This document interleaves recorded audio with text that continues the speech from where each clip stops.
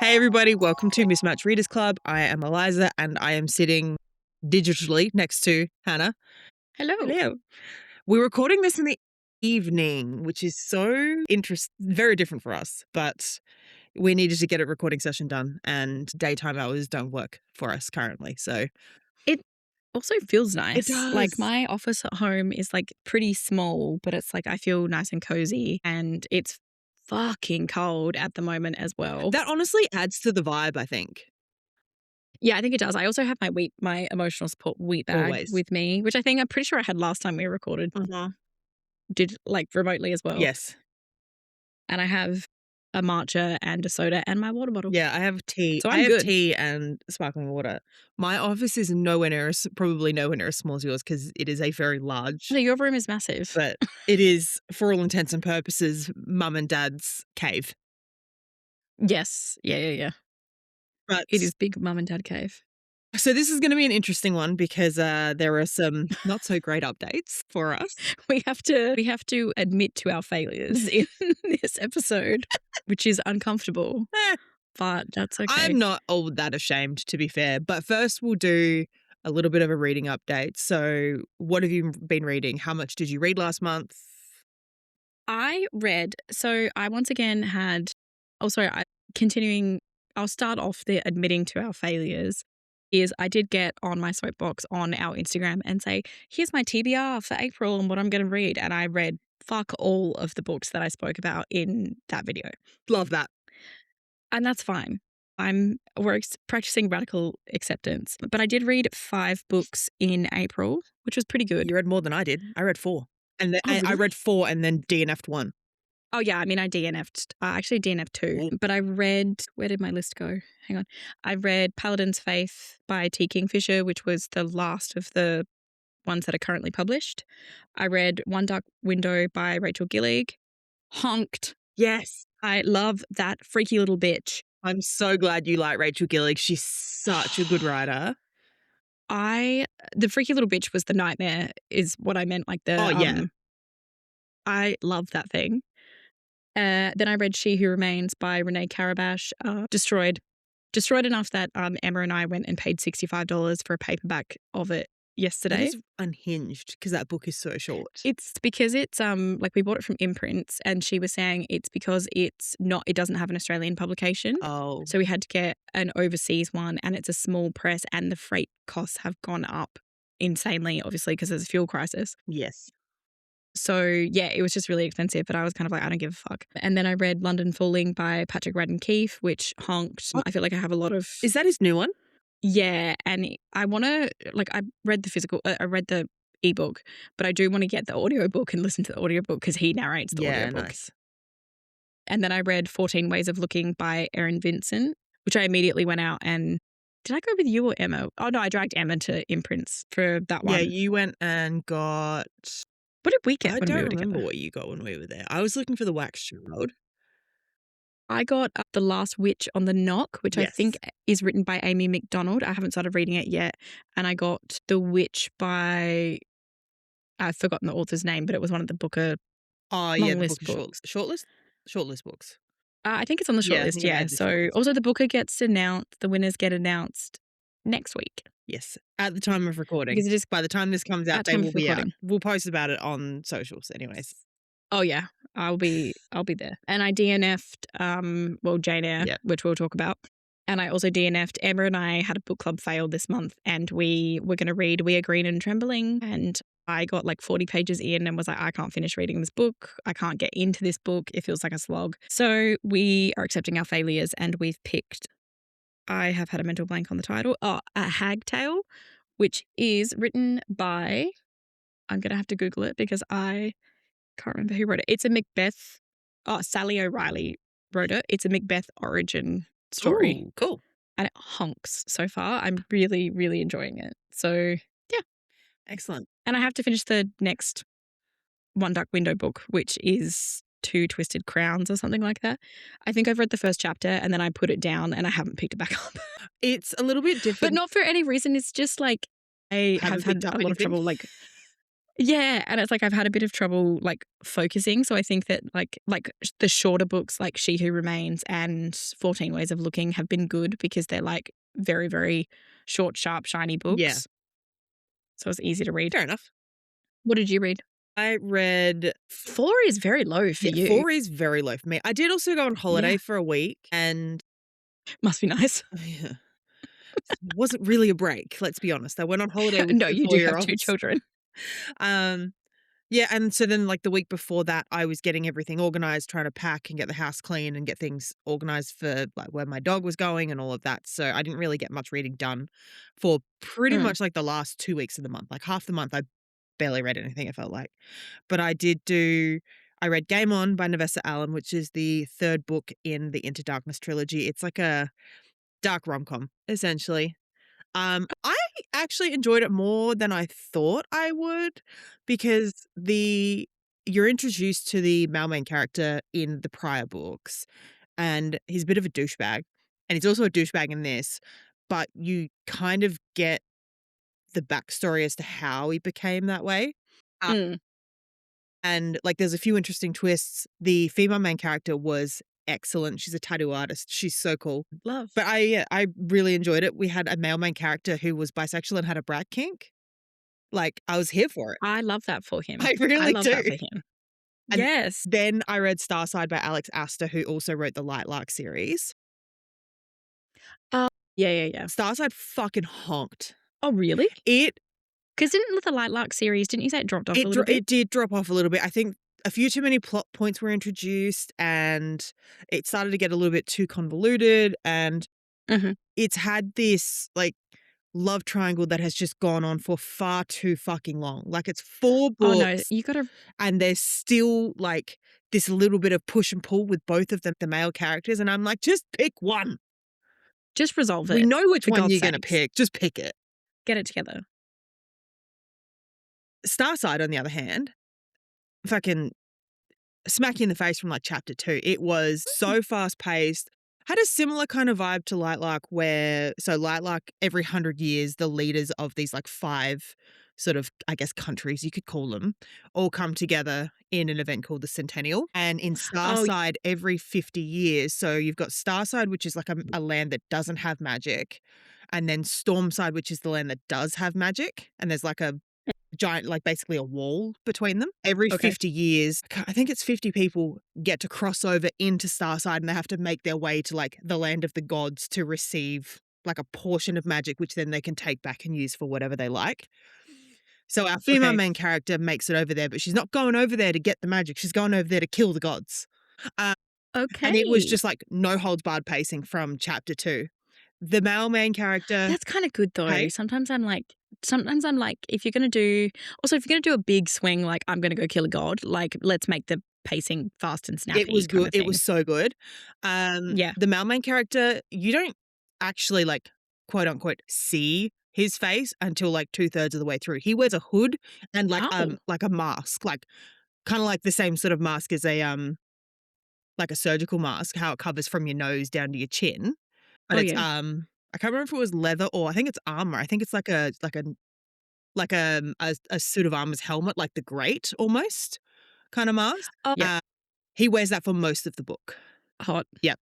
And, like, him and her actively hate each other, but they end up having to, like, work Love. together, and then, of course, they start to fall in love, and there's a big twist at the end that made me wanna throw my book across the room, and, like, Yes. it just Yes. fucked all the Yes. way through. Like, magical Nice. creatures, world building that was integrated into the story rather than you being, like, dumped with, like, 3 chapters of world Oh, building, yeah. like, Yeah.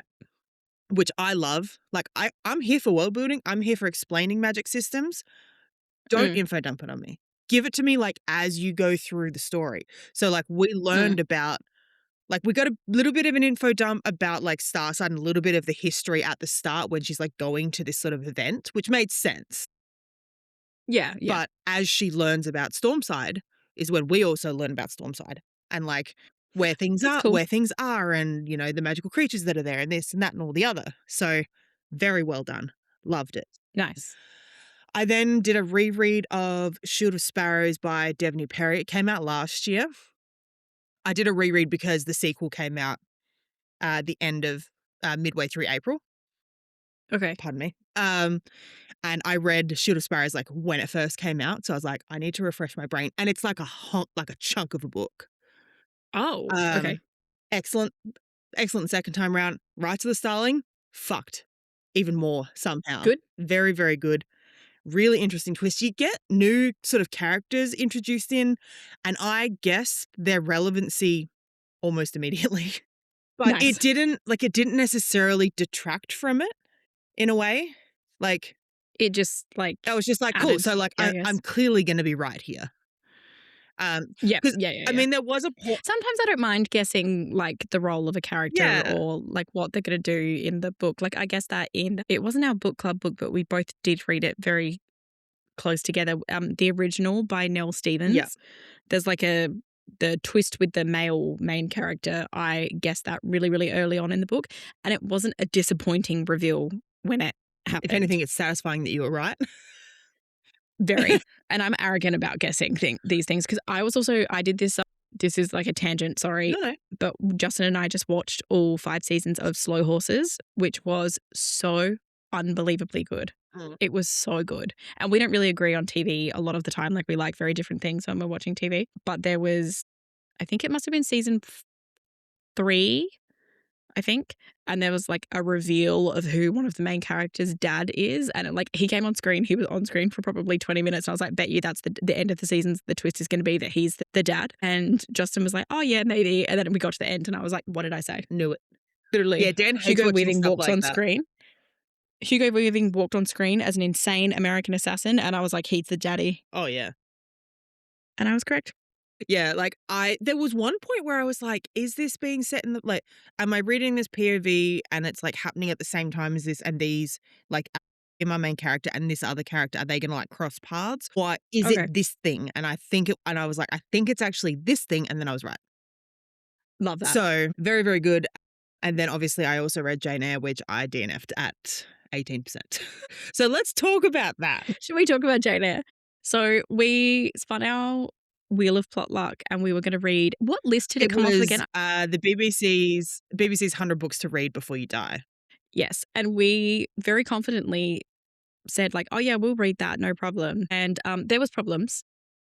Reader, you could say there was problems. And that was a cheap joke. Yeah, we started reading it. I did the audiobook because I was like, I don't think I'm just going to be able to sit down and focus on this. And I was listening to the audiobook and who never listened to audiobooks No. sped up, was speeding it up. And I was like, I still cannot get into this book. And I've read it. I remember that I did read it, or mostly. I think I maybe got close to the end of it when I was at uni. Yeah. And I just couldn't sit through it. I couldn't watch this poor, miserable kid be more miserable. Yeah. And more miserable and more miserable. And I know that the second half, when she's an adult, is much more entertaining when it's like Rochester or whatever. And all of the big reveal there with his like wives and stuff. But I was just not getting through it. It was not happening. So we DNF'd it. Yeah, I was the same. She had, and I'm not going to say spoilers because this book came out a bajillion years ago. It's not even spoilers. No, It's common she knowledge. was like just starting to find her stride at Lowood School, and I was just like, I can't do it. Like when what's No. his face, Mr. Brocklehurst or whatever, stands her up and basically tears strips off of her in front of the entire school. I was like, she's a 10-year-old Oh, child. yeah, prick. What the fuck are we doing? Prick.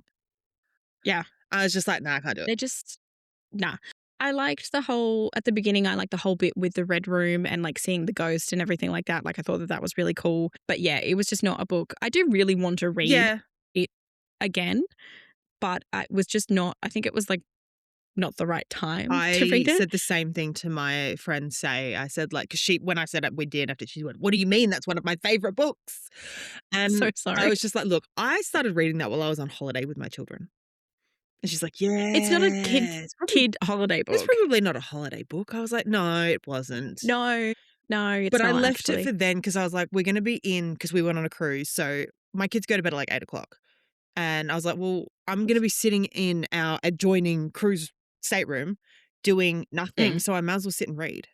Yeah, So I was like, cool, I'll be able to get time, through like a couple but of hours reading a night. I'll probably get through it in like, maybe 4 days. That's fine. And categorically did not. It didn't happen. So, but instead, I finally read a book that Hannah has been asking me to read forever, Yay!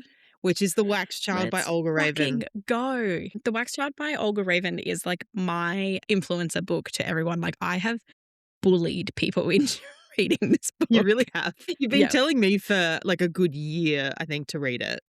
It's so I don't actually I can't even remember when I don't think it's even been out for a year yet, actually. Not the You English have version been anyway. telling me since But I started reading, since you read it to read I it. reckon I read it in October. Mm, But that sounds about right. maybe I bought it yeah, anyway, it's been a long time. I finally did read it, thoroughly enjoyed it. I'm giving it 4 4 stars. 4 stars.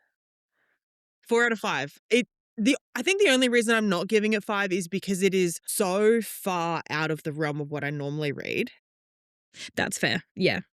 It took a little bit more to get into the style of writing, particularly because, and I don't know if it's just because it's a translation, but it took me quite a bit to see past the lack of quotation marks for speech. Oh, yeah, Like, yeah. that really threw me for a little bit. Once I got past it, I was just like, "Okay, cool, that's no drama." But at first I was like, "Where is the speech? What is happening?"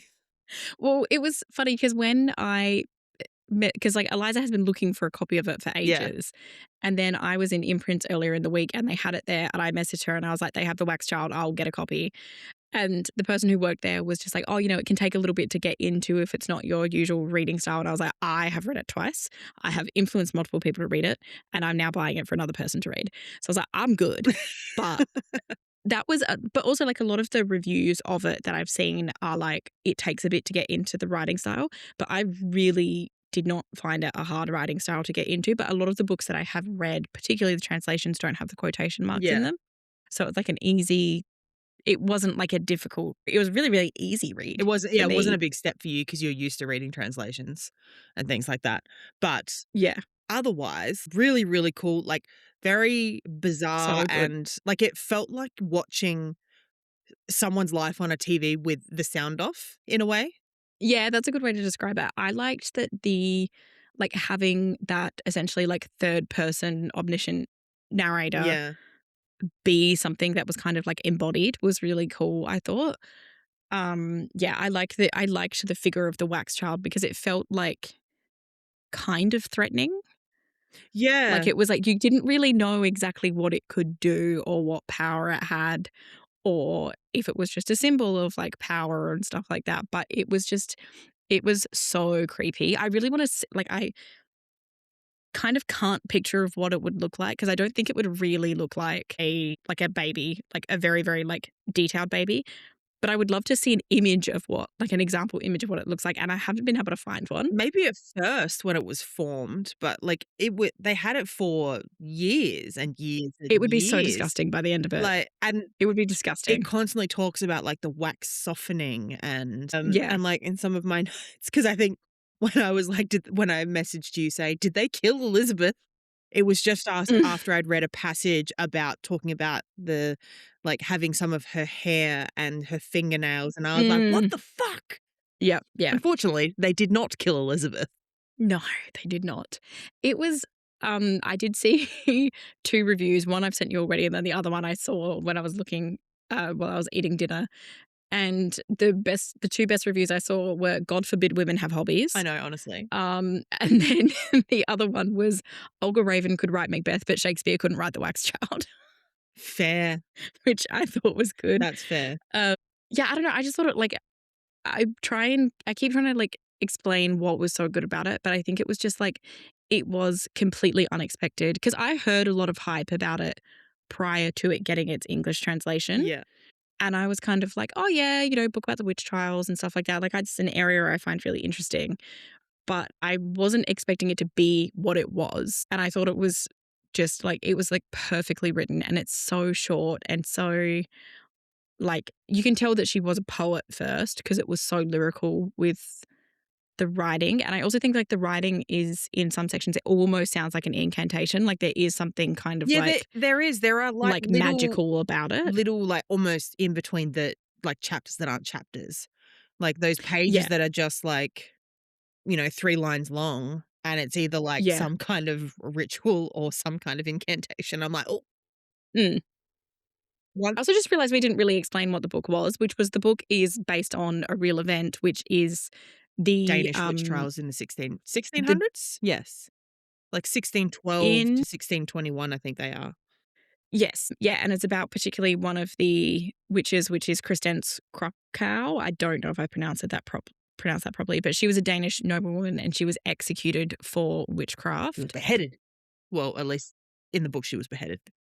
Yeah, she was beheaded like IRL because she was a noblewoman. So they didn't burn her at the stake. On that topic though, the when is I think it's Elizabeth when she goes to she like walks over at the end after she's been beheaded and then the head just starts monologuing right at the very Oh end. I yeah, was like, "What?" Yeah. mortifying, Like mortifying. horrifying, I didn't like that. but also kind of funny. Yeah, I mean, I liked it.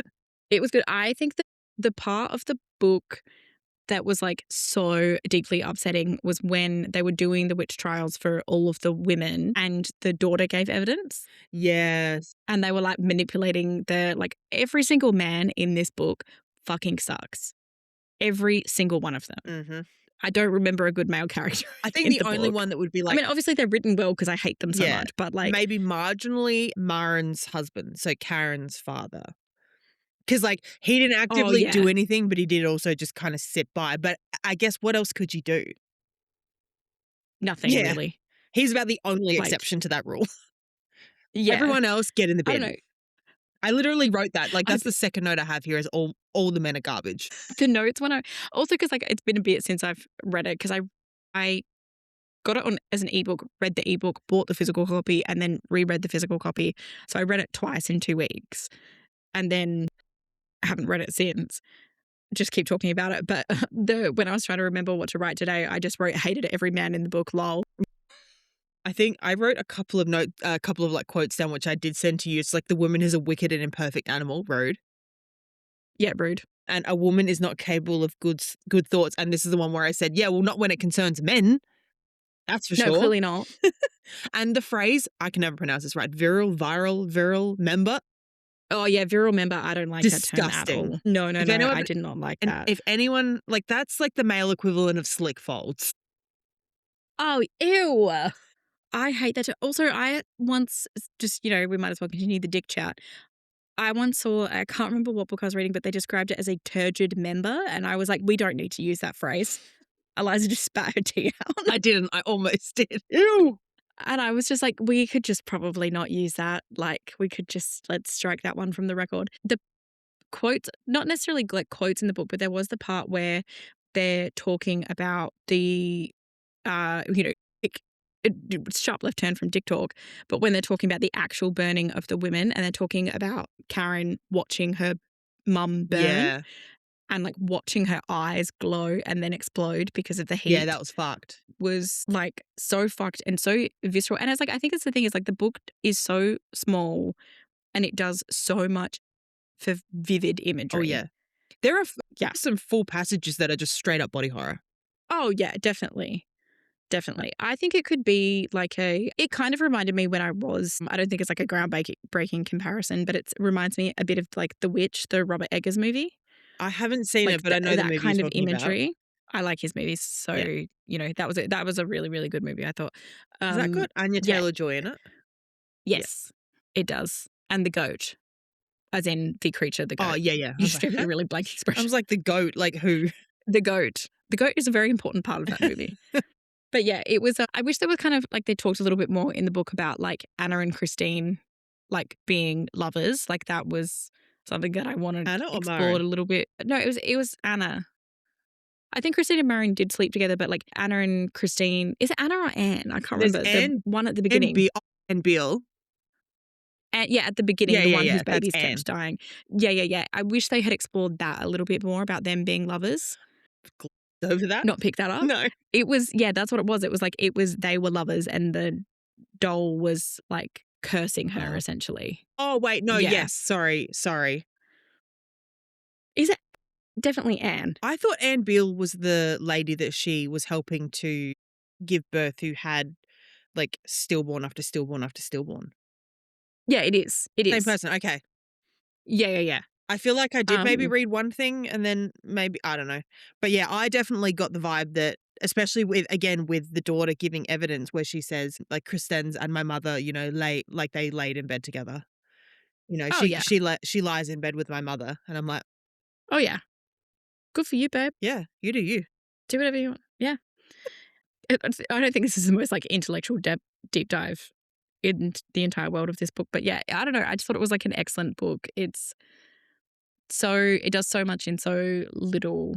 I really wanna see the play that it like, because she originally produced it as a play called Hex, Yes. and if you, I swear I brought it up, but, the photos of it are not what I expected because 'cause they're, like, very modern, Huh? but it looks so good.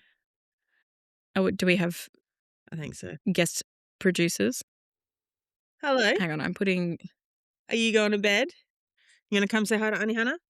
There she is. ooh, look how cute your PJs are. Yeah, you going to bed?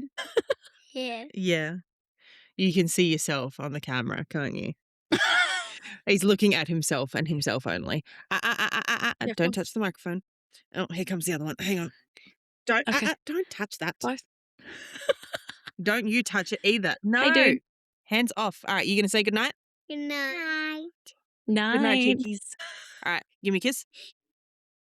All right, go to bed. Good night. Ooh. But anyway, that was The Wax Child. I really enjoyed it.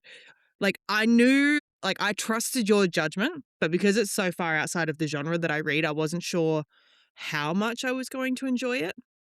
Mm. And I feel like we've been pretty successful with genre swaps. we've done well. Mm. We have, we have. I think it's because we also know what we like to read, like each other likes to read. So we're Yeah. not going to recommend Like, something, like, you're not going to recommend something that's super pretentious reading unless well, I it's mean, I might. like The Wax Child could be construed as being something pretentious, but the story itself is interesting enough to, like, look past the really, like, lyrical writing. Yeah, I think that's why I thought you would like it because I was like, I feel like you like a witchy Oh, story, yeah. so I was like, you would be interested in that. Yeah. So I thought that that would be kind of the hook that got you into it. So I'm glad it was a success. And then you have recommended me, obviously, the Saint of Steel series. Wait, did you recommend that to me? Yes. No, well, I don't know if I Um, recommended it, but I think when we were out browsing one day, I said you might like this because it's, like, cozier fantasy. It's a little bit, that's right. a little bit sort of it's not also not like, romance forward. There is romance in it, but it's not, like, a major plot point. Yeah, yeah. So yeah, pretty successful.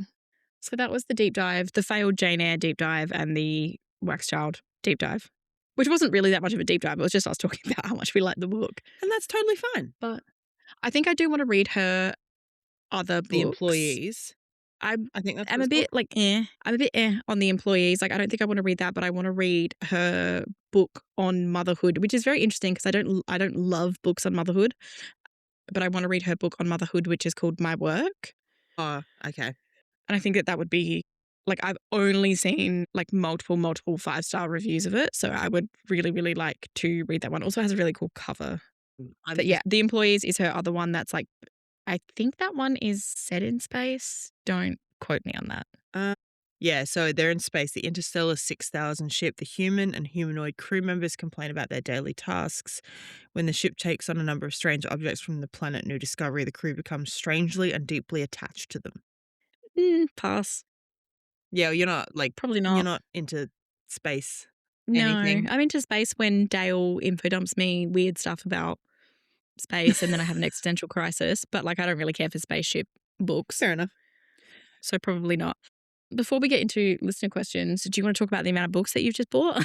Oh, big We've both been book buying. at the time of recording this, Big W has a very large book sale going on. They have a lot of books half price.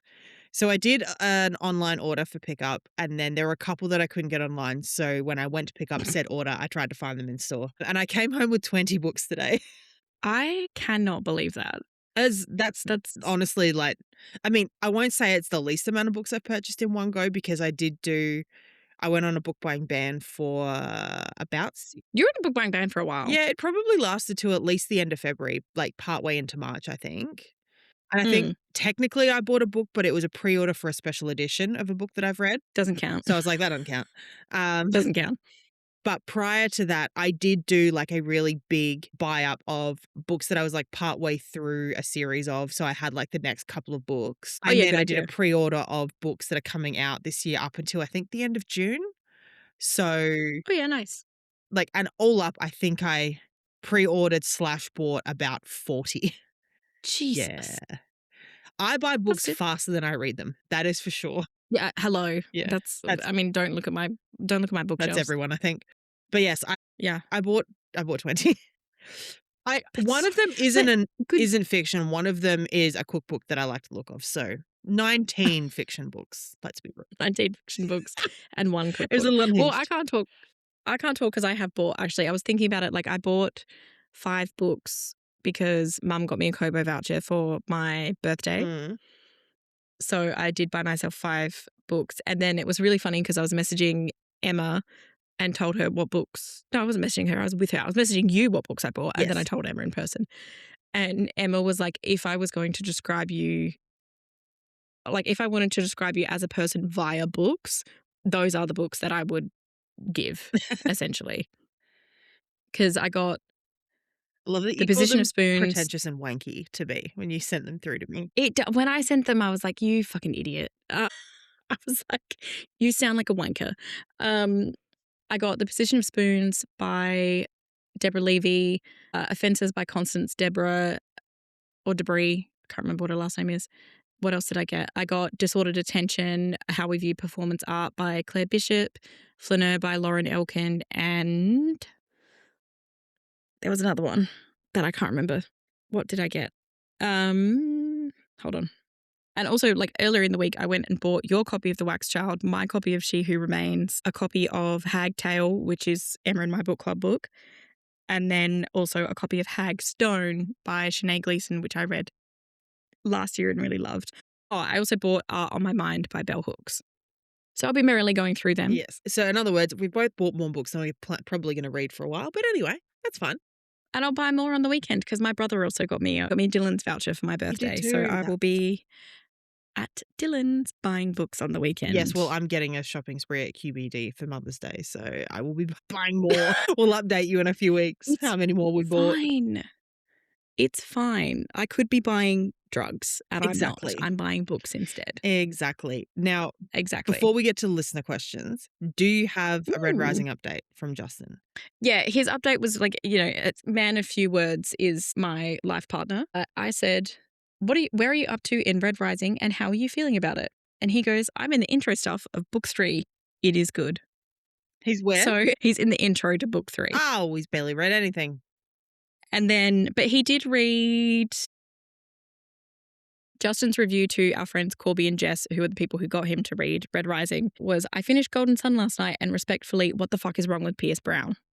Well, baby, you've got no idea. He's got no idea. I fear for him when he finishes it. So we'll see. Hopefully we'll have an update. I have it in good authority because I haven't read it yet because I'm holding off reading the second arc of the series until there's at least a release date for the final book. But I have it on authority from many other people. Is it 3? There are 3 currently out. There is 1 more coming. But Dark Age is apparently the worst of them as far as like tragic content. Yeah, apparently Dark Age is a rough go. So I'm like, great. Great. Yeah. How good. I know. But yes, my advice to Justin would be to pause when he finishes Morningstar until we know that Red God is the last book, until we know when that's coming. Because no one really fucking knows. Fair. Because Pierce Brown is just no. swanning about on social media, having the time of his life and giving no one any info. Swanning around on social media being a DILF. Yeah. And giving away canoes. I don't know if he's got kids. Did you? What? He's like, he had a video where he's like, I have this canoe in my garage because I decided I would try canoeing and I am terrible at it and I'd never use it. So who would like it? Basically is the gist of the video. He's just sitting in a canoe in his driveway. Good for him, honestly. I hope he's having a wonderful time. But also he's supremely attractive. Gorgeous man. Yeah, he's a very attractive gorgeous man. Writes gorgeous books. Win. I remember, because I think you said he was very attractive. And then I saw a Instagram reel short thing and it was basically, it was like why did no one tell me that Pierce Brown is out here looking like a male model? Mhm. Mm, Honestly. interesting. All right. Compelling. We All right. we have listener questions that we have pestered all of Yay! you for the last week. And I would like to say that I did say to everyone, and I put on the social media as well, I was like, you can ask us questions not related to Yes, books doesn't have to be if you books. want to. It doesn't have to be books. I think we got 2 questions not related to books. I think they're both So from Dale. they're probably both from That's Dale. hilarious. Do you want to start with? I think we leave Corby's till the end. Yes, we'll do Corby because Corby's is going to be. Corby's We're is going to a get game. silly with Corby's, I think. Corby. Also, I would like to. Corby's is the start of a game, so we will get to Corby's, but we'll go to the next one, which is Emma submitted 3 questions. Yes. So should we? Maybe we go person by person. You can do Emma's and then we'll go. Yep. Okay. So Emma's first question is, who would you love to recommend a book to? What book would it be and why? Oh, I actually didn't read many of these questions and now I'm actually stumped. Yeah, no, I was like, fuck, we probably should have like done some studying for these questions. I would love to successfully recommend a book to my partner because he is a man of very few words and less books. And I, funnily enough, think he would really like not talk more about Red Rising, but I do think he would really enjoy Red Rising as a story. He just Yeah, it sounds like something he would like. if Red Rising got adapted, he'd be addicted to the show, I think. Sort of thing. Yeah. But, trying to hand him a 400-page book and be like, "Here, read." Read, enjoy, Impossible. have a wonderful Yeah, time. exactly. So that's probably the easiest thing because like he has very, very severe ADHD. So him sitting down to read a book, never going to happen because it's not one of his interests. So it's not something he can hyperfixate on like, you or I could. Where, Yeah. if I'm Yeah. sucked into a book, I'm not moving. here. I'm in the Nope. world of whatever it is I'm reading. So, yeah, getting him to read is a challenge. So I tend to buy him like graphic novels. He does like graphic novels because it's basically just Nice. one big comic book and he can read those fine. So, but I would love for him to read Red Rising. Like if they did Pierce Brown, bring out a graphic novel version of Red Rising. Please. Or where is the TV Yes. adaptation? I do think it is getting adapted. Surely. I think it's being picked up, or at least I've seen rumors about it. Surely it would be. I just don't know by who, and I don't know who I want to adapt it because Apple TV has got the rights for the Cosmere. What's that? Brandon Sanderson, like Miss Bourne, Stormlight Archive. Interesting. They're starting with Stormlight Archive, at least is what I've been told.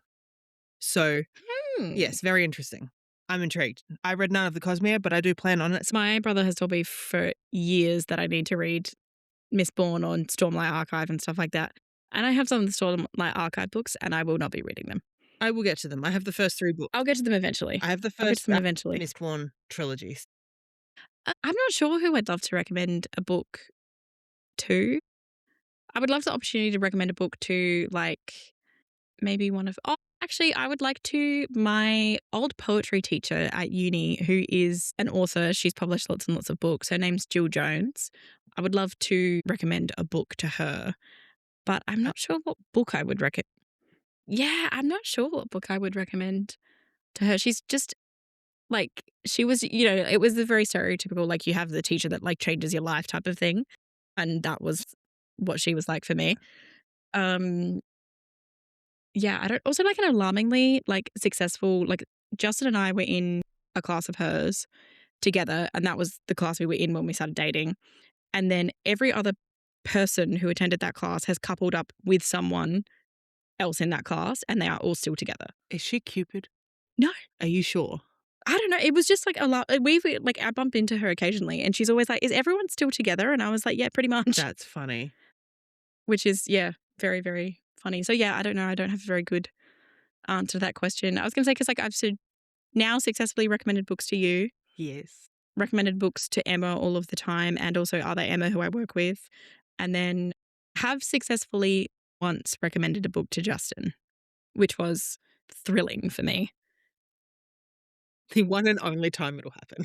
Well, we talked about what he likes to read a couple episodes ago, but I recommended him, which is probably a book that I would recommend to everyone, is They Can't Kill Us Until They Kill Us by Hanif Abdurraqib. Yes. Which is essays, so it was very, like, easy to read. and he really liked that book. Ooh, So that was good. excellent. All right, next question. Next question is, who do you think is a really misunderstood book character? We're both Are you going to say Kale from the what's that series called? Throne of Glass. It crossed my Yeah. mind. Did I think he's just polarizing because I think it comes down to whether people can look past his actions and like his actions in the earlier books. Mm. Some people can't see the growth because they can't see past what like how he acted and how he behaved and the fact that he was a grumpy cunt for a couple of books there. So, and that's reading. Everyone Yeah, has their own truly. opinions. You know, some people will adamantly say that anyone that likes Kale is wrong, and some people like me that will say if you hate Kale by the end of the book, you're also wrong. God, that's really hard. Um, Emma, that's I don't rude. know. Some of them are really obvious because like it's revealed why they're misunderstood at the end. But like the Darkling, I think From in Shadow the and Bone. I've actually not read those books. they're good. They're pretty good. I like them. I like the Six of Crows books more. I also actually speaking of that, like Six of Crows, like I think Kaz in Six of Crows can sometimes be like not like it is mentioned a lot. Like it does come up a lot in his character, but I think he also like people. It's weird because it's like people will acknowledge the part of him, but then they'll kind of strip it away and just be like, oh, he's just like a ruthless like. Well, I think people forget that they're teenagers, but like a ruthless like crime boss, Yeah. and it's like well, like he is like that because of he didn't really have a choice to it was like become ruthless or die essentially. Yeah. And I think sometimes in characterizations about that it's like they almost like sometimes in like I guess like particularly in like online spaces and stuff like that people kind of strip that away from him and just go oh no he's just like ruthless and he doesn't have feelings for anyone, he doesn't care about anyone except Inez. And it's like no, his the whole book series is about him and the lengths he'll go to save like his friends. Yeah. That's just off the top of the dome. I actually haven't read those books for years, but that's all I could think of. Yeah. That's a surprisingly hard question. And I don't know whether it's just because I've read so many different things and my brain is just like shuffling so fast through the things I've read that I'm like, I'm not like, I know that there are characters that I've read that I know are grossly misunderstood. Mm. But at the same time, like another kind of obvious one is like people say Nesta from the Akatar series. She's got a whole book. Is she the sister? She's one of the sisters, yeah. So, Court of Yeah. Silver Flames is her book, and she and I can see both sides, but I ironically also kind of see like, she's the older sister, she had to grow up first, she had, their mother pass, and she had become the older sister, and then her and Elaine, and their other sister Elaine, forcibly turned into fae. Like, against their will, like, they don't choose it, and she's then really resentful of that and then starts, partying, taking whatever, like, drugs are available, sleeping around, reacting badly, like trauma response, which I can understand. However, she also treats everyone around her that's trying to help her like absolute shit. Yeah. And it's Yeah. like, okay, cool, like, your trauma is not is not an excuse for being an absolute cunt to everybody. It's just not. Yeah. I think I read up to in the ACTA books, I think I got up to the bit where they were like meeting with the other Fae people about like the book or something like that. It was like the second one. Yeah. I didn't finish the second book, but it was like they were meeting at Feyre's childhood home, I Yeah. think. And Nesta was essentially like, are you fucking kidding me? Yeah, and, like, this is the thing, right, is And I was like, thank God someone's talking sense. but at the same time, like, so when their mother died and I think their father disappeared, like, Mm. not to, like, demonize or defend anyone, Nesta and Elaine did shit all to keep food on the table. Like, Oh, yeah. Feyre was the one that went out hunting, you know, catching, killing deer, skinning them, taking them and selling the pelts, selling some of the meat to make money so that Nesta and Elaine could have their nice dresses and have this and have that and Mm. live their, like, little lives the way they wanted to. And Feyre is the youngest of the 3. Oh, Yeah. really? I thought Elaine was the I youngest. did too, but I see both, but I think Feyre is technically the youngest. Oh. She's either the middle child or the youngest, but either way, she's the one that had to go out and do everything to, keep everyone Mm. alive. after their mother died and after I don't know if it's that their father disappeared or he just kind of became a shell of himself and didn't do anything. So I think he became a I think he oh, became I don't know. it's been a I'm while not since I even gonna read them. try and say what I think it Um, is because it's been years. yeah, and so, like, I feel as though it's like a tiny little bit rich of Nesta to be like, "Oh, well, I resent you for this and I resent you for that," and Fairy's over here like, "Yeah, cool, I kept you alive for, like, the last 10 years." Yeah, yeah. Like, don't come at me when I'm trying to help you because you've clearly got a problem and you've clearly got trauma that we're trying to help with, you know? Like, she's Who does drinking herself to the point of blackout and sleeping with men and Faye that she's met that evening, like, putting herself in actively dangerous situations. who amongst us in this recording have hasn't done We've all that? done it. But, like, she's only trying to help and is, being told she's interfering, she's this, she's that, and, like, I can Mm, understand Nesta's trauma, but I cannot and will not condone her behavior. So I think she's misunderstood, but I am in the position of I understand, but I still don't like the way but she she's still behaved. wrong. Yeah, yeah. I get that. I get that. Also, who does she end up with? Cassian. Yep, yep, yep, yep. So, That makes sense. anyway, that's the best answer I think I can give, and I've talked about that at length just then, so let's move on. Emma's third question is if you could have a new book from an author right this second, which author would it be? Rachel Gillig, I need The Knave and the Moon yesterday. Or Alex Astor, I need Stormside now, or there's several. There are 4 books that I'm I would sell a limb to get the next book. which is The name the so Rachel Gillig, the Alex Rachel Astor. Gillig, Alex Astor, Autumn Woods because I read Nightshade and the ending was absolutely fucking diabolical, and then, of course, Stacey McEwen. They are my Oh, 4. yes. I would actually, one of the authors I'll say is like, I do want another Hanif Abdurraqib book, but his next book is coming out this Yeah. year. Or this year or early next year. It's a book of poetry, which I'm excited about. Probably Olivier Lang. Like anything that they write, I'm like, I want to read it immediately. I just always want them to be Yeah. writing books so I can keep reading it. And I want Lauren Elkin to do another book on art. She wrote Art Monsters, which I think if I was going to get you to read a book, now I've gotten you to read Litfic. I think my next book that I'm going to try and get you to read is like art theory or like art history book type of thing. I think you would probably like Art Monsters. It's a very, very easy read. Yeah. But I really want her to do another book on art. She's got a new book coming out at the end of this month, actually, and it's called Vocal Break, and it's about like female vocalists. Yeah. So that will be good, but I would like an art focused one. But yeah, do you want to do the next questions? So Jess has sent 2 questions in. First one is, what character in a book would you most want to be? I'll let you answer it first. I'm glad this isn't. Oh, fuck off. I answered all the ones you said first, so. That's true. That is a tough question. I wouldn't mind being. I think it would be interesting. I wouldn't want to always do it, but I wouldn't mind being a diviner from The Night Really? and the Moth. Yeah, I think it's like in kind of a brief tangent into being it. I don't think I would want to stay it forever.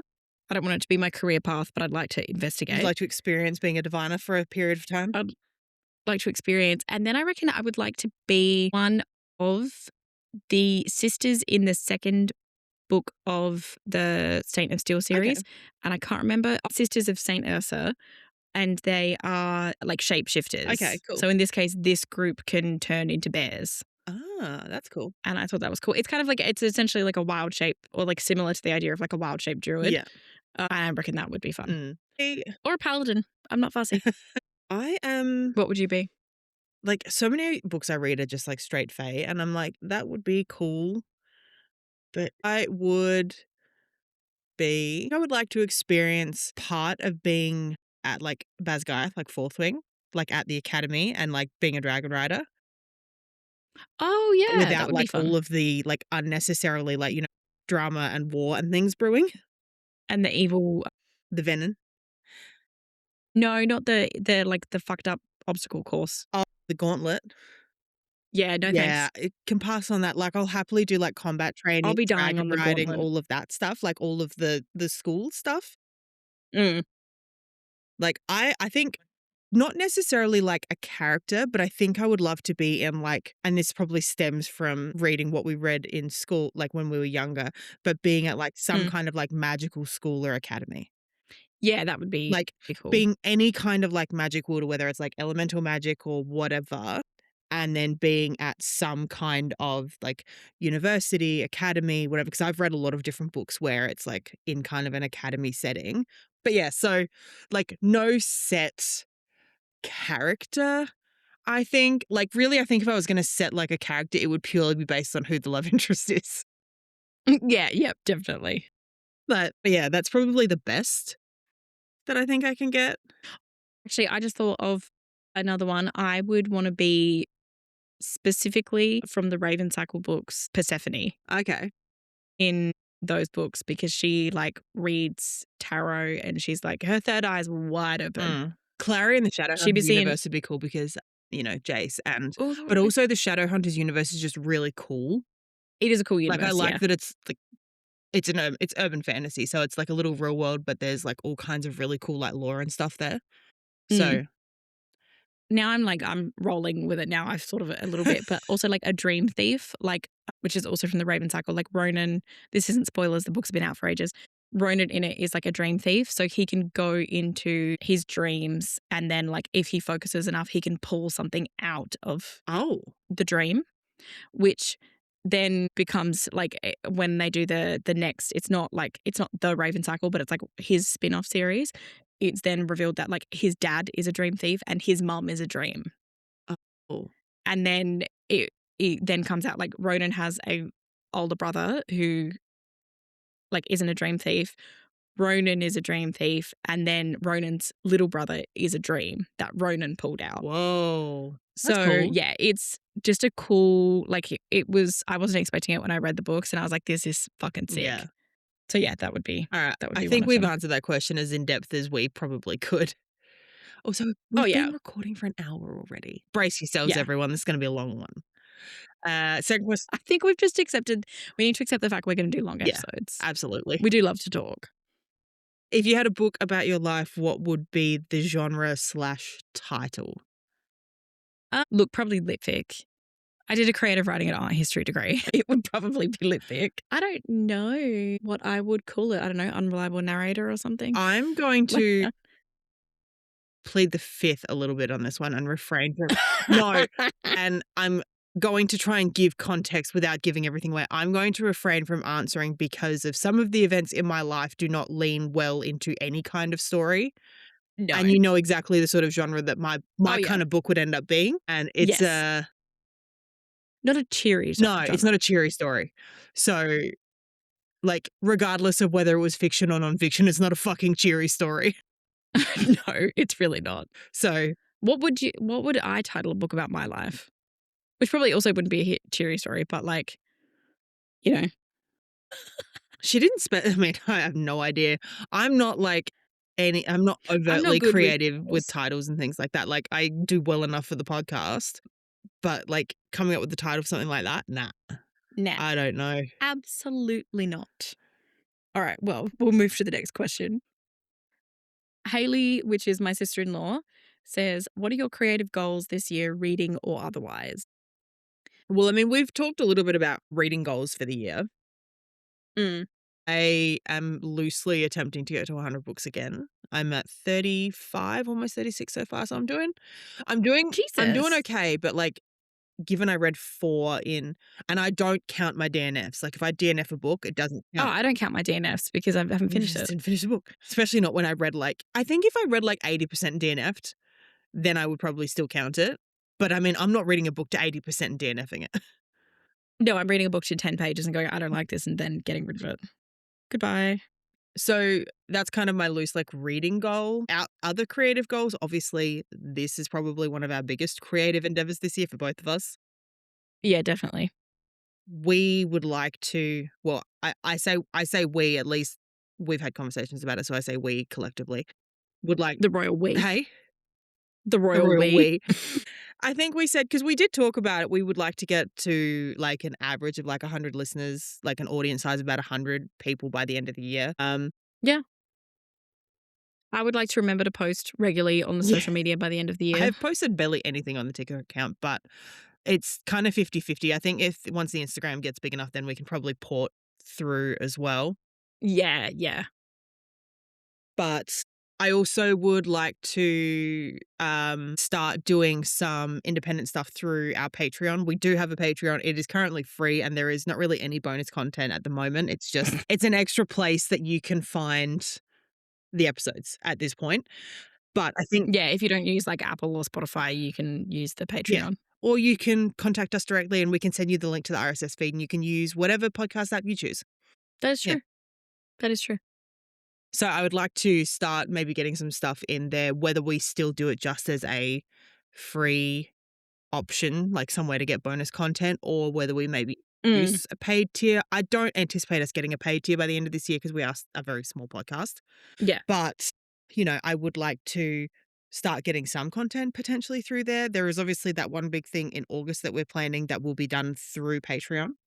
Yes. I was just like, what are we I doing was in like, August? I'll And let then I your brain remembered. tick for a second. Just That will be done through Patreon, so stay tuned for that Yes. announcement.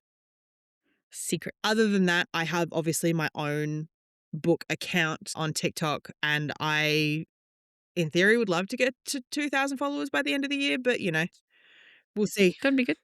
I That pre-recorded would a be good. bunch of stuff for when I went on holiday and then posted none of it, so, you know. Well, now you just have a stockpile of stuff. I do. I to have a post. bunch of drafts that I can use Yeah. kind of whenever. What about yourself? My reading goals were, I set myself very reasonable ones, which was 25 books. And I've read 17. So I think I'm on track to go over, Yes. which is good. So I'm happy about that. And then I think like creative goals, I would love to write again because I have not written anything creatively in a very, very long time. And then I would also love to finish a fucking knitting project. Yeah, that's I fair. have to get it together. I told my manager, because I was knitting in our team meetings, that I would have a sweater, the sweater that I was knitting, done by my birthday. Yeah. My birthday is in 2 days and it does not have sleeves. Excellent. Love that. So, and then I've got a couple of little bits and pieces for some friends who are having kids that I have not, like there's like 2 rows. Does having another child count as And creative nothing. endeavor? You're making something. Yeah, I'm creating something. Yeah, exactly. Also, you probably want to clarify that you're not currently pregnant. I'm not currently pregnant, but we are going to start trying because I'll probably cut this out, but if not, we got the all clear from genetics to go again. With some caveats, like they recommend we get extra testing if I get pregnant and all that nonsense. But yes, there is nothing in either of our genetics that indicate that things that have happened in the past may happen again. 1% or less chance. So. Oh, fuck, that's good. Anyway. Well, I'm probably that going to leave meme that in that because that was you, very vague. that was very vague. That meme that you sent me today where it was just like when you have a baby and your best friend comes over and it's like them, like me kicking you out of the way so that I can see the baby. That's me. Yeah, because I don't want my own, but I will be co-parent yours. yeah, you'll absolutely want all of the, like the baby will be your priority because you can give it back. 100%. I'll go, oh, you're crying. Oh, no. Oh no, Bye. mum. Bye. Sorry about that. Okay, any other creative goals? I'll probably get better at like lino cutting. Like I've done a couple recently. I did some for Emma for her birthday. I did one for my dad. And I just want to get better at that and also get to the point where I'm like have a bit better control with it and I stop sticking a lino tool through my palm. Yeah, probably that might be a good idea. That's a good goal to have. And then not really creative, but like another goal is, I guess, creative because it's like creative thinking. But like Justin has gotten into bouldering and I've been bouldering more. So I would like to get to doing like more complicated boulders. Yeah.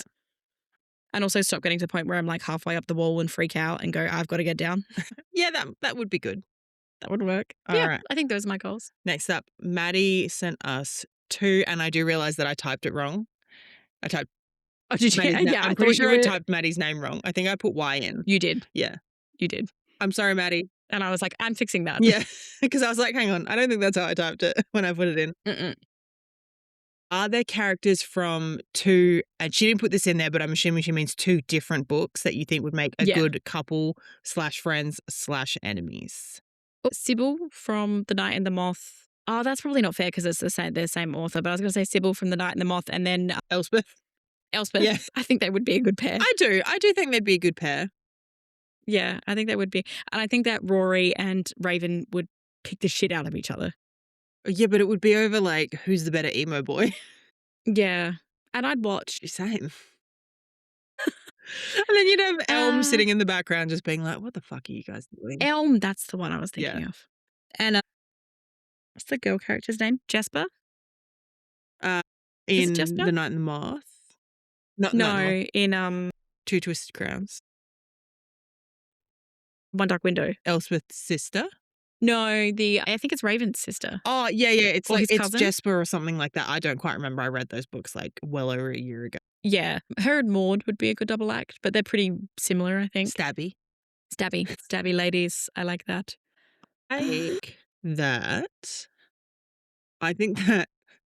so Xaden from Fourth Wing and Carrion Swift from Quicksilver Brimstone. Carrion he's a little bit like, he's kind of like Redoc from Fourth Wing, where he's like kind of the comedic relief, like he's always cracking jokes and all of that sort of stuff. I think they would hate each other at first, but like then I think Xaden would kind of start to tolerate his comedy because he would come, like Carrion would come in and would be all like smooth and charming and funny to Violet, and Xaden would be like, get the fuck away from my woman, and like kick the shit out of him. And then Yep. they would like have a boys' night or like go on some sort of excursion, and he'd be like, actually, no, I think you're okay. I think you're all right. Just stay the fuck away from my girlfriend. I'm trying to think who would be other good characters, actually. I think because I've read so much like fantasy stuff recently, like That's what's at the all forefront. that's coming to mind. And I think like not to like dim down like non-fantasy, like contemporary characters, but like I feel like fantasy characters, like their emotions and their actions and stuff are much more like heightened because of the world. Yeah. Like personality traits seem so much more magnified in a way Yeah. because they've I'm all trying got to- fucking daggers Yeah. They love to throw knives and shit. or magic or something. So, you know, it's usually stab first, talk later. I'm trying to think enemies, though. Like enemies would be a hard. I think just about every character I've ever read would hate Lionel Acrux from Zodiac Academy because he's the most garbage. His name is garbage. Yeah. He is absolutely garbage. Yuck. Okay. Dragon that guy. shifter with a micro penis that's just, I don't remember if he actually has a micro penis, but I'm just saying that. Like he's just foul. Like he has Yuck. absolutely zero redeemable qualities. Like, you know how some villains you can kind of see like a bit of a logic there? No, he's just straight up garbage. He just wants all the power for himself all the time. I've just sort of, sorry, like Brainwave. he sounds like a shit dude. I just had such brainwave, third eye open. I reckon it would be, this is very specific, Elizabeth from Autumn by Ali Smith. Okay. And Wolver from Hagtail, which is the book that I'm currently reading. Wolver's like a feral little wolf child that has now been adopted by like the three crones from Macbeth, essentially. Yeah. And I think it would be like, they're obviously very different because one's like a feral wolf child and the other one's like a woman with an art history degree. Maybe I'm reading too much into this. And I think that they would be like a good pairing. I think they could be very good. Right. I like it. Okay. What books have defined different stages in your lives? Ooh. I think The Book Thief really defined my like late teen, early 20s. I think like I read it so many times and I read it like my granddad and I would reread it every year together. Yeah. So I think that like that would probably be a big one. Also probably like the Raven Cycle books. Like I met my friend Emily through those books just because we were both like very much the same as how you and I met because we were talking about the main on Tumblr. Like I was talking about the Raven Cycle on Instagram, I think. And we like became friends because of that. So this is a hard one to talk about as well because we're doing an episode on almost exactly this. I think I think that's the next episode we record. So I'm hesitant maybe to go we'll, too deep into this question. Yeah, maybe Maddie put a pin in it and Maddie's looked into the future and seen what we're I doing with the know. podcast. So we will. Well, have my answers there, and then we'll Yeah. go in depth in the next I episode, will say, like, and we'll dedicate the episode to Maddie. thrillers, like, started reading a lot of James Patterson in high school, like, Mhm. all of his, like, crime thriller novels, and that was a huge influence on me really enjoying thrillers. Are you good? No, I just like chugged the bottom of my matcha, and all of the powder had sat to the had gone to the bottom. So that was like Fair. disgusting texture. But yes, Maddie, we're gonna put a pin in that one, and you will get your own special dedication episode. You're welcome. Oh yeah, super, super. Um, actually, that reminds me, Henry, which is Betty's husband, did not like submit this as a question, but he put it in our group chat. And his citizenship ceremony is at the end of the month, so he will become an Australian citizen. Great. And you can swear on a book. And we were talking about what do we think is the most Australian book possible to swear on? Possum Magic. No, we think it's the Women's Weekly book of birthday cakes. Okay, yeah, fair. I have a copy. You know, I have a the ones copy to that loan if he wants it. we have a copy because they reprinted it like last year. And we bought it, and like the cakes are probably okay to veganize, but we bought it purely just for nostalgia because like my mum is an incredible baker and she used to make like when you got all the cousins involved, there was birthdays constantly in my family, and especially in January there was like 4. She would make us all these elaborate cakes. Love that. Every single year, whichever we wanted. Has she made every single cake in the book is the question. I think so. Oh. Like she did them. I went through a period for probably like 4 years where I just wanted a Dolly Varden cake. Like the one, it's basically just like an upside down like sponge cake. You put a doll in the top and like you decorate it as like an elaborate skirt. And then for my 5th birthday, I had the one that looked like a ballet stage. Nice. Which really they're just like simple sponge cakes that are just like decorated well. Yeah, it's just a sponge cake that's like cut up and arranged and. Yeah, but bloody hell, mum makes a good sponge cake. Wish I wasn't vegan. Just out yourself. If only your body could out handle myself dairy. as a vegan. No, out yourself by saying, I wish I wasn't. I wish I wasn't a vegan. Yeah. Well, sometimes, sometimes a bitch is tempted by a block of dairy milk. Fair enough. Fair enough. Or halloumi. Fuck off. That is funny though. But yeah, my petition for like the most Australian book would be The Possum Magic or Wombat Stew. Did you ever read that book? No, I read Possum Magic. Yeah, everyone's read Possum Magic. Or topical, Go the Fuck to Sleep by Mem Fox. Yeah. I recently bought my boys, and like they won't read it until probably they're older and reading themselves because like they can get fucked if they think I'm reading it. But did you ever have the the Gumnut Babies books like Snugglepot and Cuddle Pie? Yeah. I had those too, and I have a like compendium of some of them that I got for the boys for Christmas last year. And they keep wanting me to read them, and I'm like, bitch, these stories are like 50 pages long. This is not a We have old copies that I think my grandmother had when she was a kid. Like really, really old, like falling apart ones. But yeah, they're so cute. My mum, tragically, because when I was doing research for the childhood books episode that's coming, I read so much Enid Blyton stuff as a kid because my mum had crap tons of it. And she doesn't have them anymore. She's like, I've searched for them. And I was like, I am deeply, deeply upset by the fact that you no longer have those in your possession. I think my mum still And now has I'm like, hers. well, now I know what I'm going to be hunting for every time I walk into a secondhand bookstore. Yeah, definitely. Old copies of Enid Blyton books. Anyway, moving on. Brooke said, how do you get over the hump of reading a new style or genre? She did. So I put this one in. She did have more under the question. But basically, because she's reading Cersei at the moment, I think. Yeah. And yeah, she was just saying that she struggles to like jump into a new genre. I don't really have this issue because I use jumping genres as palette cleansers. Like, yeah, same. I read mostly fantasy. So I will throw in a contemporary romance or a couple of thrillers or like a literary fiction, contemporary fiction, historical fiction, whatever, as a palette cleanser for my fantasy because I'm getting burnt out on fantasy. So I don't find changing genres to be too difficult. As far as maybe like reading a new genre, like if you haven't read anything before, so say for me reading The Wax Child, I think you just kind of have to keep going. Do it on audio if you can, like if they have the audiobook, and particularly if they've got like a good narrator. I feel like that's probably a good way to engross yourself a little bit more, and don't just sit and listen to it. I find if I sit and listen to a book, I get distracted. Yeah, I put a book on when I'm, like, pottering around the Yeah, house or something. exactly. Yeah. That would probably be my best tip. But I don't don't really suffer through it if you don't like it. Oh, Also. yeah, if you don't if you're, like, can't get into it, then you can't get into it, just put it down. Look what we did with Jane Mm, Eyre. Uh, yeah, I don't know, I read I rapidly change genres, like, last month it was, like, a fantasy book, and then it was a true crime book, and then it was, like, a book on, like, a prose poetry book and a lit fic book, so, like, I just flick through them really, really easily.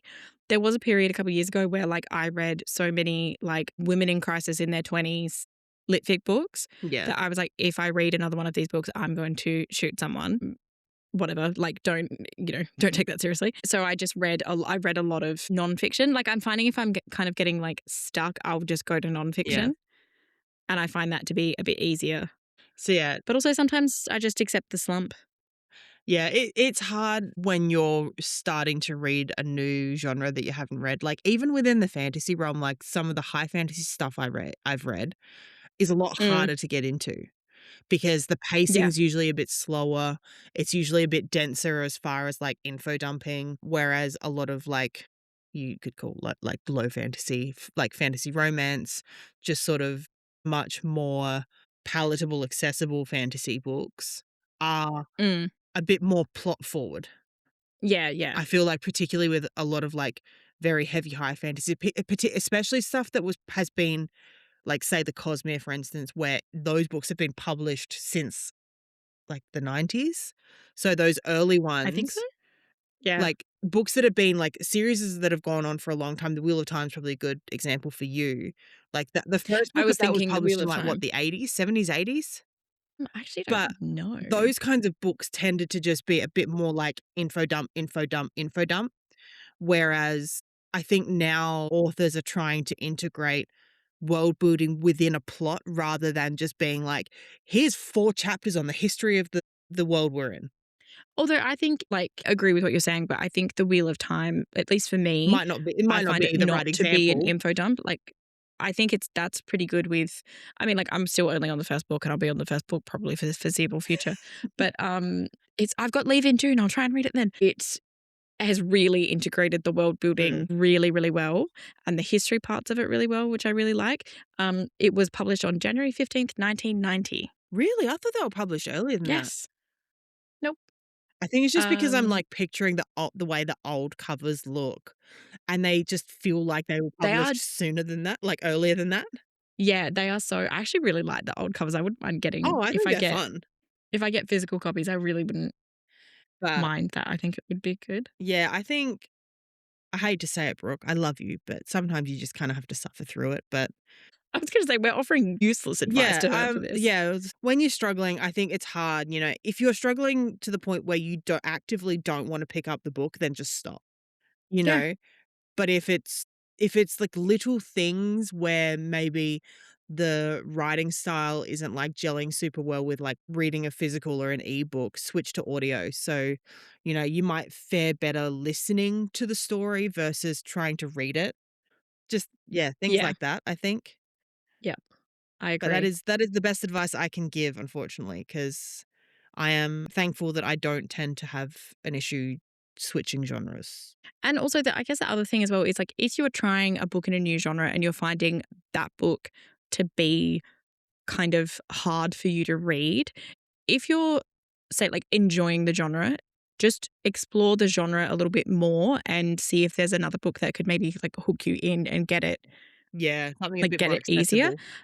Like, I didn't really it took me a bit to get into lit fic, and then everyone was like so many people I know were like, "Oh, you should read it, you should read it, you would really enjoy it." And I just ended up picking like classic fucking lit fic book, up one of the Sally Rooney books, and I was like, "Oh," and that was it. I was like Yeah, away, ready to go, like kind of found my niche with like Irish lit fic, and I was like, "Yep, I'm all good to go now." And it just took a little bit. yeah. Sometimes you gotta Yeah. try a few different books within the genre to find your stride. Sadly, Mm. genres have niches and subgenres within genres, and it makes things very difficult. Okay, so Justin's question, I love that also says, Eliza, you cannot escape this. That's fine. I have a book. I have a book. It's gonna come as no surprise to anyone, like, no surprise the genre of the book. The question is, what is a nonfiction or scholarly book that you would recommend to anyone and everyone, and why? And I am not allowed to escape the question. So, Hannah, what's your He recommendation? said you're allowed to say the dictionary if you want to. Oh, no.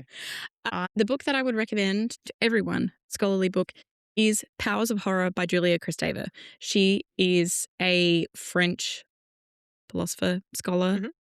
and I found this book when I was at uni, got talked about a lot, got published in 1980, and bitch, I referenced it in fucking everything, and I will reference it constantly. I haven't had my copy for about 4 years because I lent it to my friend Catherine while she's writing her PhD, Yeah. and upon completion of her PhD, I will receive my very precious copy of it back. But basically, it's she makes talks about the theory of objection, which is essentially like a very, very, I'm going to have to keep this short or wait, I'm going to be info dumping for several hours. But basically, it's like the theory of anything that is of the body that is outside the body becomes abject because it invokes a feeling of revulsion in you. So things like blood, viscera, Yeah. all of that kind of stuff is like abject because it invokes that feeling of like, ugh, this is wrong. And then you can have, like pregnancy is inherently abject. Birth is very abject. And then, you have these things that are like obviously not of the body, but are like socially abject. So anything that exists outside like a heteronormative societal structure is also abject. And it's just like a super interesting theory. Like I wrote about it a lot at uni, particularly when I was looking at like Tracy Emin's artwork. Um, I am like, I can see myself talking about this for like 45 minutes. So I am going to cut myself off. But particularly, read the abject and then come and talk to me about, in particular, Tracy Emin's My Bed and then anything Louise Bourgeois has ever done. Noted. It's not an easy book to read though. Like I wouldn't say it's like a I can imagine it's not an it's easy book. uncomfortable. It's an uncomfortable book Yeah, I bet. to read, but it's fucking excellent. Love that book. Wonderful. I need to read that again. Anyway, what was your book? So mine is as this will surprise you not in the slightest. It's a true crime book. It's called Getting Away with Murder by Phil Cleary. It's the story of Julie Ramage, who was murdered by her husband. And it was one of the last. Australian? Yes, Melbourne. One of the last cases where defense were able to use provocation to have his murder charge drop down to a manslaughter conviction. Wait, what? So the defense were able to prove that she provoked him into killing her, and thereby it was manslaughter, not murder. It is Fuck such an off. infuriating case. What was the name again? Getting Away with Murder. There is another book called Silent Death about the same story. I read Getting Away with Murder for uni a few years back and was obsessed with it. Julie Ramage. Okay. What, in 2003? In 2003. Yeah. This isn't something that happened in like the 70s. It happened 20 years ago. What the I have a copy of this book. You can read it if you like. Yeah, I would love It's to. really, Thanks. really interesting. Like, I will admit, the book is most definitely biased because Phil Cleary, I believe his daughter so his sister was murdered, and then her killer walked free after serving 3 years. So yes, the Ramage case, I'm reading this off of the listing on QBD at the moment. The Ramage case is arguably the one case that forced the law of provocation to be reviewed. It's such it's a very biased read, but it's such a good read.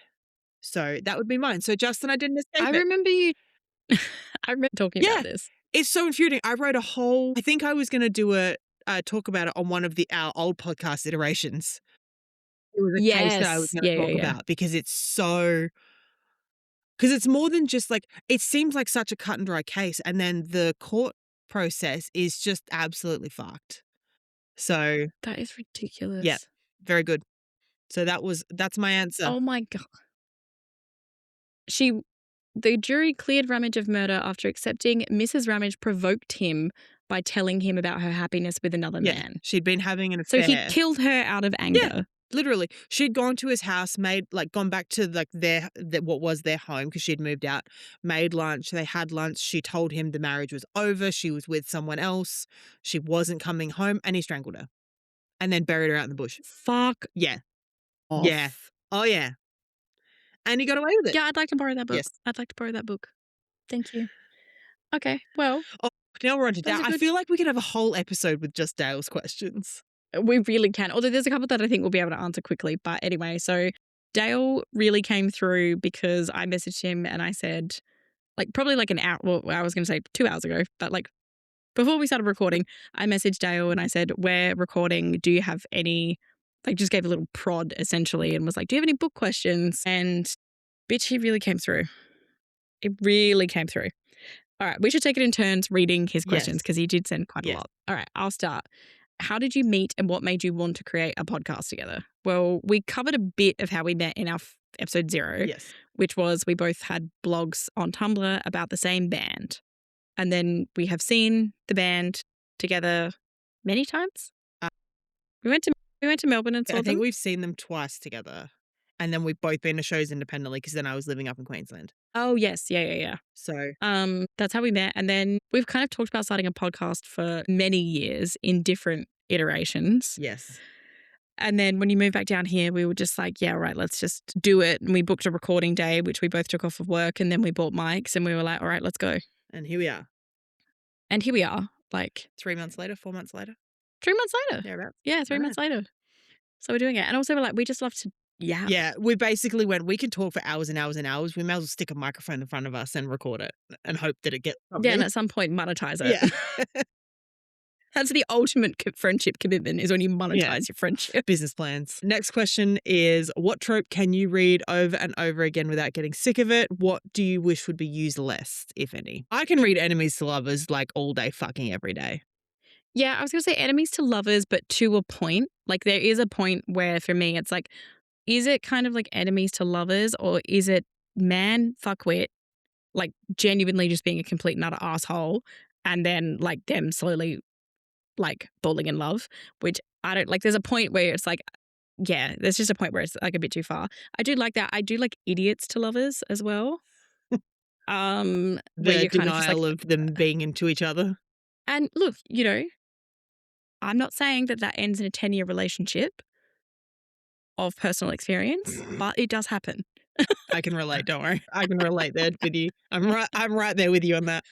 Look, sometimes you don't realize that you're dating your best friend. No, exactly. I Yeah. think with enemies to lovers for me, my issue is when it's like they're enemies for 25% of the book and then they're lovers. I'm like, no, if we're talking enemies to lovers, if it's a standalone, I want them to be getting together at like 75%. If it's a trilogy, I want it to at least be like partway through book 2. Like, Yeah, that would I be can good, understand like a little bit of a hookup and then maybe something goes wrong and they hate each other again and like it sort of goes back and forth a little bit. But like I don't want any big declarations of love until we're in like at least like well into the second half of the story, whether it's 1 book, 3 books, you know, however many. You know that, speaking of declarations of love, that the one that you sent me earlier in the week when you declared, when you sent me that declaration from the book you were reading, was that enemies to lovers? Hang on, what was the line? I have loved you, I have grieved you, and now I am on my knees for you. Oh my God, delightful. Not quite. They reluctant allies to lovers. So like they didn't like each other because like he's known as, like, to use the sort of Regency Edwardian-esque era phrase, a rake. So he, you know, he's known for whoring himself around a little bit. Love that. But they realize that they kind of have similar goals, so they start to work together somewhat begrudgingly, but they have like really good banter. And then, so that was in the second book, but because they get separated at the end of the first book and then they sort of find their way back to each other. But he's been in a Fey realm and it's been like 2 years, but for her in the human realm, it's only been like 4 months and all this stuff happened. And but that line was just, that was a good chef's kiss. Chef's kiss. This is also a spoiler, which is why I'm not saying what book it is. He was told that she had died in the events that happened at the end of the first book, which is why it's like, I loved you and then I grieved you. And now they're sort of working through all of their drama and he's now on his knees for her. And I was just like, this has got me. I need a man like him. Another trope that I do enjoy is a slow burn. Oh, I do yeah. like a slow burn. But, yeah, again, I if it's like a a classic. slow burn, I don't want that spice until, like, the last little bit. Oh, yeah, make me wait for it. Yeah. Make me beg Make for me it. wait for it. Yeah. Let's do some edging. Let's do some literary edging here. What do you wish would be useless, if any? Like, exactly what I said I just enjoyed, but, like, really toxic enemies to lovers. Yeah. Like, let's get rid of that, and then also let's get rid of miscommunication. We've talked about this before. I hate a miscommunication trope. It's overdone. It's shit. It just pisses me off every time I I read think it. in the right context, it can be good. Like, I think, Mm, like, and we're talking like fairly small-ish level miscommunication, like something that's resolved within like the next 3 chapters, you know? yeah. I think miscommunication stresses me out in real life. Yeah. So when I'm reading it, I'm like, I don't want this to be happening. I shouldn't say I don't like second chance romance because I have read a few books that were second chance and I really enjoyed them. I do very much enjoy fake dating. That's another one I really like. Fake Mm, dating's a fun trope. Obviously, we're literally just talking about romance tropes because they're the most prevalent ones. yeah. I what I dislike. Oh, I had it and I've lost it. Fake dating is good. Mm. I don't like a cheating trope, Oh, but nah, like not I don't really. really know anyone Not for that me. does. No. So other than that, yeah, like piss poor enemies to lovers is like insta love. I hate insta love. Yeah. People say they hate Yeah. insta lust, and I'm like, Insta lust makes more have you sense never seen though. someone and gone, I would be on my knees for you in a heartbeat? Like that's the thing. Yeah. Like that happens. But the insta love thing, Yeah. nah. No. I have really enjoyed the book, but I thought the, like, Raven and Elspeth getting together, like, the turnaround was really quick with them being like, she's like, "Oh, I hate all is they destriers or whatever?" Yes. Um, and, like, her turnaround on him was really, really quick. And I think if I hadn't been enjoying the whole, like, nightmare cards thing so much, that probably would have pissed me off more, but I was just kind of like, "Oh, that was pretty quick." But that makes sense. Yeah. They're like 20. True. They are very young. Yeah, yeah. All right, you're next. Have you read a book that was so far out of your normal vibe that it took you by surprise by how much you liked it? What was it, and what did you like about I it? just covered this when I talked about the wax child. Yeah, fully. Like, I could argue the same about Carla, but Carla reads a little bit more like a crime novel, so but the wax child is very outside of the norm for me. So different for you. So, Yeah. I it's not super outside, like, as in, like, I read a lot of nonfiction, but I read a nonfiction book about, like, mushrooms and fungi last year. It was called Forest Euphoria: The Abounding Queerness of Nature, yes, I remember you telling me about and that. the person is a mycelialist. I don't know, she's like My they're a fungi doctor. Mycologist, that's the one, and it was talking about, like, all different types of mushrooms and their, like, inherent queerness and, like, the general, like, queerness of nature and everything like that, and it was just, like, such a good that sounds life really affirming cool. book. It was so good, and, like, just, like, such a good writing style as well, and yeah, I just really, really loved that book. It was so, so Mm. excellent. Also, Empire of Pain a little bit in that, like, I don't really love to read books about, like, Is that the one that Dope Sick was medical stuff. is that it? I thought it was Dope Sick, but it's not Dope Sick, but it is another TV show that I have forgotten the name of again. It's Patrick Radden Keefe book. Yes. It is, and it's like I don't really read a lot of American books, Yeah. and also I was like, oh, I don't know if I want to read a whole bunch of like a book on, like, addiction and everything, just because it's a bit like a difficult subject for me to read about. Painkiller was what it was called. Ah, okay.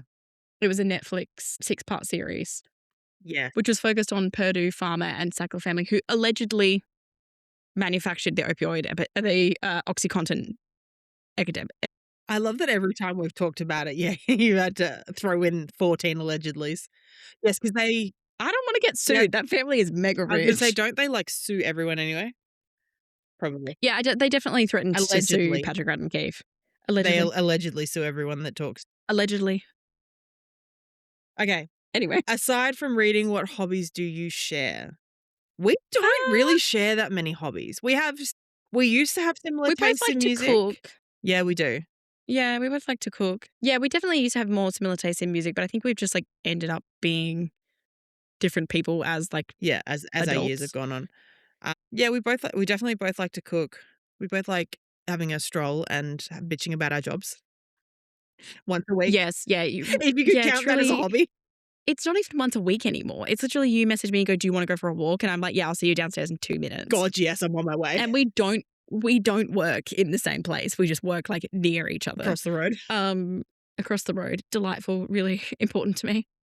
Yeah, I guess, like and you like to game and stuff like that, and I'm not a very big We both like to gamer. I we like to like to game, but you like board games, tabletop games, and I like video games, Yeah, yeah, is the differentiation there.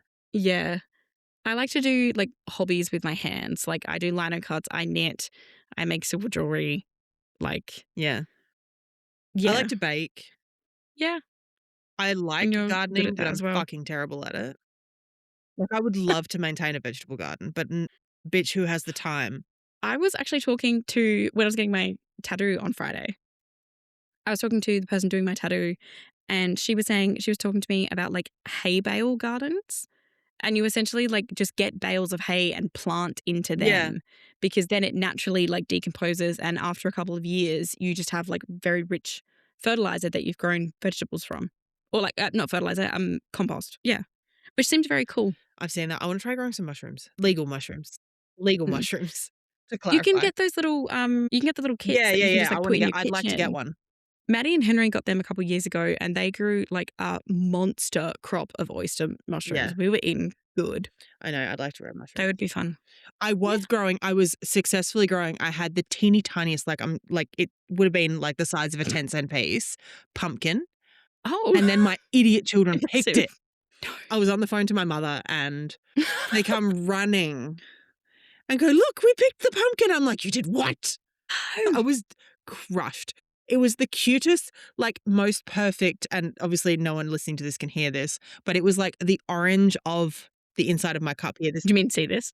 no, yeah, like the perfect orange of the little pumpkin. It was adorable, and they picked it, and Cute. I was devastated. And it was only gonna be a dwarf, like, it would have only been about, yay big, Oh, yeah, like one of the little one. little Yeah, baby cute. one, but yeah. So, yes. But Devastating. no, we actually don't share, like, too many hobbies No.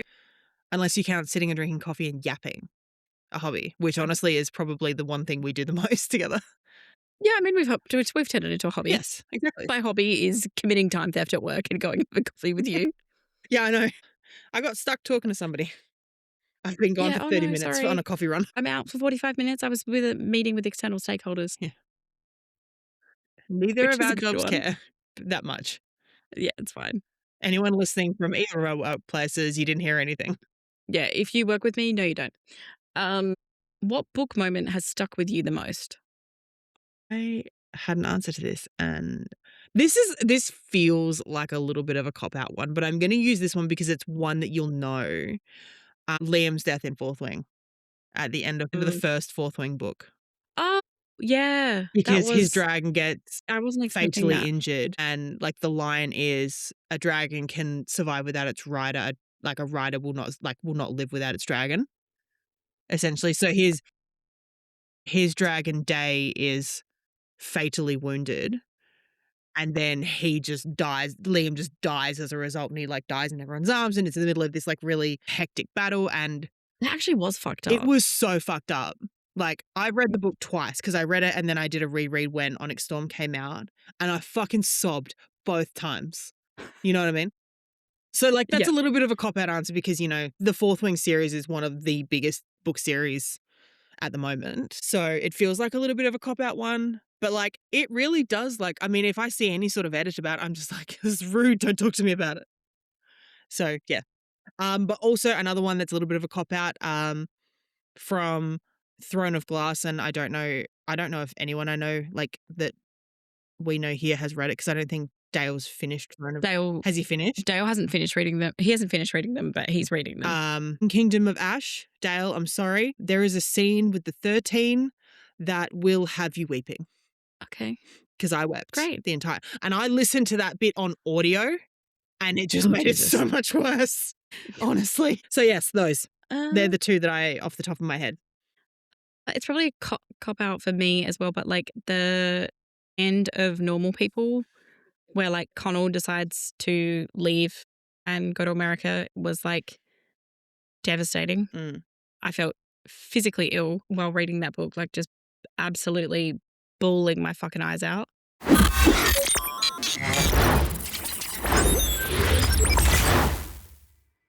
Hello. Was like my computer's like saying that it has no ability connect to Wi-Fi, Oh, good. and now it just keeps saying that I need to restart my network adapter and my driver. Oh, gross. Can you still Do it see after my screen months. share? Yes, I can. Okay, cool. We're gonna My respin sound is probably after going to be horrible. I'm gonna have to get that royalty-free, like, technical difficulty music to put in here Hmm. just for funsies, Absolutely. 'cause that was crazy. Alright. First the second one we spun was genre switch, and I was like, "I'm not doing that again." We've done genre switch. Okay. We very recently, so we will spin for the 3rd time and hope we get Third something. time lucky. Yeah. Oh! Book rewind. So that is either reading, like, a book from the year we were born or, like, an older book maybe. It was kind of like my loose interpretation of it. Like, we could read a look, we could find books from the year we were born and pick one to Yeah, we read. could do Year Doesn't We're have Born. doesn't have to be the same one either. We can pick completely different books. So, yeah? Yeah, let's do book rewind from the year we were born. Alright. Alright, sounds That sounds good. good. We will up Yeah, I think we update everyone on the next episode on what we've picked because that's gonna take some time Yeah, to I'm gonna have to research, research. so but yes. So we are going to be reading a book from the year we were born, which is Gag 1992. You're younger than me. By, like, 2 whole months. Yeah. But still, I'm 34 on Thursday. Yes, and I'm 34 in, like, 8 weeks. Yeah, horrifying. Disgusting. Truly horrifying. Aging is a prison. We will update you guys in the next episode and tell you which books we're reading. I'm gonna put one caveat in there, neither of us is allowed to reread The Secret History. God damn it. Yeah. Because we've both read that. Like, we both read it, we know it comes out, we know it was released the year we were born. We can't read that. That's the caveat. Fine. I'll find something Alright, we else to will read. yeah, I'm sure you'll be fine. Yeah, that's Okay, something. Oh, so now that that that has was a been this that was a wild ride. I've technically been recording for 2.5 hours because we've just had 15 minutes of technical trouble, but useless that's fine. computer. That is That's fine. fine. It's all good. Have fun fixing We that. will get Yeah, I will. I don't know what that is, and I'm gonna ask Justin if he can help me fix it. Sounds like a plan. Oh Alright, well. with that, Okay. we will see you guys in 2 weeks' time. For the next episode. Okay. Bye. Bye. Bye.